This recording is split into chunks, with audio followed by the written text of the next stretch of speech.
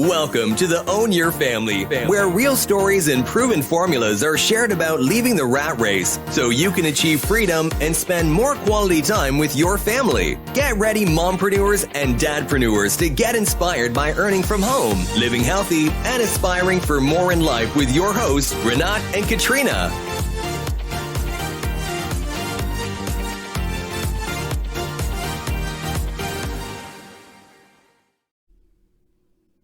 Hi, it's Katrina for Own Your Family. In this episode, allow me to share with you the book summary of Millionaire Success Habits by Dean Graziosi. The thing I liked most about this book is that it not only shares the principles of success, but what you need to do in order to have success. The habits he refers to are most like habits of thoughts and an intentional mindset to do things the right way all the time. He covers a wide range of topics, including happiness, purpose, identity, confidence, goals, influence, relationships, and so much more. He tells great stories to illustrate his points. You can read it on chunks or all the way through. It's put together in a way that makes it easy to read. Overall, I believe this book is incredibly beneficial to read. I definitely highly recommend it. Designed with a sole purpose to take you from where you are in the present to where you want to be in the future. Millionaire Success Habits by business coach Dean Graziosi combines stories, anecdotes, experience, and practical know-how to distill the habits, principles, recipes, and exercises which give successful people a competitive edge in business and a sense of fulfillment in their private lives. The incredible success story of J.P. In the spring of 1944, a boy known as J.P. was born to immigrant parents in the rough Echo Park neighborhood of Los Angeles. His parents divorced when he was just 2 years old. Not long after, his mother proved unable to support him and his brother. So the siblings were sent to a foster home, where they lived for the following 7 years. Upon returning to live with their mother, J.P. and his brother began selling Christmas cards, flower pots, and newspapers to support her. Even so, because of a lack of parental guidance, they fell into the wrong crowd in their teenage years, joined a local gang, and struggled to pass their classes at John Marshall High School in Los Angeles. One day, in the 11th grade, J.P. was singled out by his high school teacher for bad behavior. "Don't hang around him," the teacher proclaimed to the rest of the class, "because he is never going to amount to anything."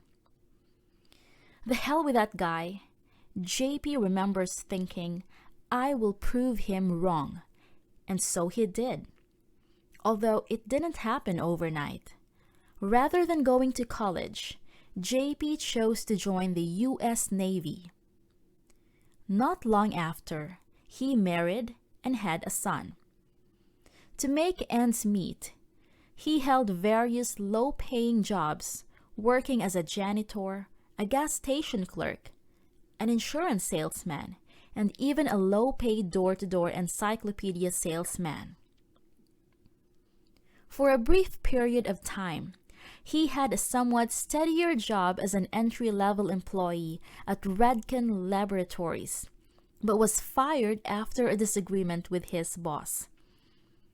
As a result, J.P. became homeless as a young adult. To make matters worse, his wife left him around this time, taking all of the couple's saved money with her, and leaving J.P. alone with his 2.5-year-old son, and no more than $700 to his name. Determined to succeed for his boy, J.P. invested all that money to found a hair care company. And this despite having to live in his 20-year-old car at that time. The gambit paid off. According to Forbes magazine, JP is now one of the 250 wealthiest Americans with a net worth in the range of $3 billion. His full name is John Paul DeJoria. And that company he formed with the last $700 he had back in 1980 was the hair care giant John Paul Mitchell Systems. DeJoria was founded several other successful companies since, including the famous tequila maker Patron Spirits. It's not where you start, he's fond of saying today. It's where you finish. The Success Habits of JP. DeJoria's Rocky-like success story is not just inspirational, but revelational as well. In other words, it doesn't only show that you can go from sleeping in your car to being a multi-billionaire, but it also reveals that climbing up the ladder of success has little to do with luck and a lot to do with the right habits and the proper attitude. In fact, that's precisely what DeJoria learned on his journey from rags to riches, and what he shares today with many wannabe entrepreneurs and startup founders, not to mention pesky journalists interested in his story. In his opinion, DeJoria developed his first success habit while working as a janitor at a local dry cleaner. Even though he was earning just $125 an hour, he was working as hard as he possibly could. One day, his boss called him over to commend him on the great job he was doing. For some reason, he told him, "You clean this place as if I'm watching you every minute." Indeed, DeJoria says that's what successful people everywhere are doing. Whether they're working for somebody else or working for themselves, they do whatever they do to the best of their ability, as if the boss is watching them every minute of every time. The second lifelong success habit DeJoria acquired was while he was working as a door-to-door encyclopedia salesman. "I would knock on 50 doors, and all 50 would be closed in my face," he remembers. "So I had to learn how to be just as enthusiastic on door number 51 or 151 as I was in the first door." In addition to learning how to overcome rejection, during this time, DeJoria also learned the secrets of the art of persuasion and that of communicating with people by listening to them. It was these habits that helped him grow John Paul Mitchell Systems by leaps and bounds after founding it with mere $700. However, it was two completely different success habits that allowed DeJoria to establish his company in the first place. Almost the less important of the two was his resolve to ignore all the naysayers around him and his related commitment to his vision. The more important of the two was, of course, having that vision from the get-go. The foundation for all success. "Whither goest thou?" St. Peter supposedly asked the risen Jesus Christ once, after meeting him in a vision just outside of Rome. 2,000 years later, Dean Graziosi asked you the very same, albeit in a slightly less poetic manner. "Where the heck are you going?" As seemingly obvious as the questions might seem, most people don't really have an answer to it. All they have are a few "I don't wants," and maybe one or two imagined ways out, ranging from redesigning their CVs to investing in a bubble. It's one thing to desperately want out of your despairing life, but a completely different thing to know what precisely you want out of life. Whenever Graziosi asks people this follow-up question, most reply with puzzlement and a creased brow. It's like they want to immediately jump into a fast car, he explains, without knowing where they want to go. As Tracy Chapman sings, you need both a fast car and a plan to get out of here. Otherwise, you'll either end up nowhere or you'll run out of gas in the middle of nowhere. What's crazy about today's society, remarks Graziosi, is that everybody is racing around with Ferrari brains, but no one has their GPS on. That's why the foundation for all success is twofold: having a specific vision of where you want to go, coupled with a clear idea of where you currently are. A great way to develop a vision that goes beyond your daily grind is reverse visualization. Instead of imagining your best future in the present moment, imagine your best version a year from now, looking back to today and seeing what's wrong. From that future vantage point, ask yourself what would have happened for you during the previous year to get to where you are. That's it. That's your plan.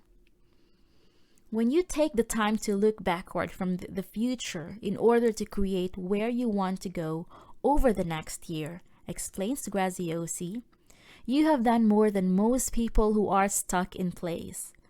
Once you know where you want to go, you can start taking action steps towards the best year of your life, which will evolve into the best 10 years of your life, and ultimately the best rest of your life. Going deep, the root, why, and the two wolves. In view of the necessity of a clear vision to succeed in life, the most important millionaire success habit you can develop is the 7 levels deep why habit. It entails moving progressively deeper into your reasons for being by asking why questions 7 times, with each question being based on the previous answer. Why do you want to leave your job? Is it because you want to earn more money? A good reason, but not deep enough. You need to go 7 levels deeper, starting with why do you want to make more money? Eventually, you will get to the root of your why, your motivation, the driving force behind everything you do. Once you figure out why you crave success, the rest should follow easily. The difference between successful people and unsuccessful people is that successful people do the things the unsuccessful people don't want to do, DeGioia said once. And the reason why successful people can do almost anything is because their Ferrari brains have a GPS, a vision, a deeper why. In other words, they don't just do things to get by or get through the day, but do things to achieve something. Whatever that something is, all of their actions have a why attached to them, and that why necessarily anchors the process of their growth. It also helps them fight the villain living inside them and awakens their inner hero. A great Navajo story speaks volumes of the essence of this ancient conflict. In the story, a grandmother tells her grandson that there are 2 wolves constantly battling one another inside his heart. One of them malicious and pessimistic, and the other one compassionate and positive. Well, which wolf wins the battle, Grandma? Asked the grandson after learning of their existence. The one you feed, boy, replies the wise old woman. The one you feed. If there's one thing you should take away from this summary, make it at this one. The bad wolf feeds on business and boredom more than anything. The good wolf needs a why to grow and strengthen. A few more millionaire success habits. To feed the good wolf living inside your heart and help him win the battle against the bad one, you need a little more than a root, why. You need to attach a few success habits to it. Here are the ones Graziosi advises as the most important. Number 1. Get amazing at what you're already good at. Instead of working on your weaknesses, work on your strengths. Everybody's good at something. Find out what that is in your case and learn how to excel at it. Number 2, choose your inner circle. There are 2 types of people in anyone's life: battery chargers and battery drainers. Spend more time with the former. Get rid of the latter. Number 3, write yourself a new story. Most people are stuck in the present because they can't let go of their past. The best way to deal with it is by reframing your failures and traumas in a new narrative. Swap your story for a better one. Rather than being a letdown or an extra, become a hero and take up the leading role. For example, convince yourself that adversity was there for a reason and that it is what has made you strong and bulletproof. Say that out loud. Number 4, get confident. Another thing the bad wolf inside you feeds upon is doubt. The good wolf, on the other hand, delights in confidence. And confidence is a combination of 3 things: courage, commitment, and capabilities. Work on them, and you will be confident in no time. Number 5, choose one shining goal. Warren Buffett once said that the difference between successful people and really successful people is that really successful people say no to almost everything. To know what to say no, choose one shining goal and list the things that lead to it. As a rule of thumb, refuse to do anything else. Number 6, sell ethically. Sales are everything. When you're not selling a product, you're probably selling yourself. And when it's not through a job, resume, it's through a smile, a gesture, a word. So learn how to market and sell effectively. Be persuasive, but ethical transparency and trust win 9 out of 10. Never forget that you're selling to people who have their own dreams, desires, and designs. Be attentive and empathizing.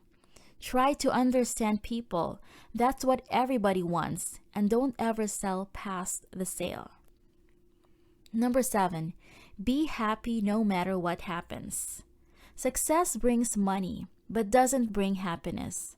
So be careful lest you want to lose it on your way to the top. So as to prevent that from ever happening, define what happiness looks to you today and start focusing on the positive outcomes in most situations. Make the present your friend. Life only happens in the now. Don't be afraid to fail. Rather, use failures as learning opportunities. Let go of grudges and be grateful for what you currently have. Don't ever settle for good enough. Strive for excellent. Make yourself part of something bigger. Final notes. In this incredibly inspiring book, writes motivational coach Brendon Burchard of Millionaire Success Habits, Dean Graziosi gives us the key to greater happiness, wealth, and freedom. Even though in our opinion that is an overstatement, there are still a lot of things to like in Graziosi's book. However, don't expect anything original or out of the ordinary. The book reads better as a compilation of great stories and good pieces of advice than as a work of revolutionary insights. Too bad it's marketed the wrong way. So here's our tip. Start your journey to success with your destination in mind. When you have the right success habits, writes Graziosi, you get to go fast in the right direction because you know the destination in advance. Otherwise, you're risking to end up nowhere with an empty gas tank.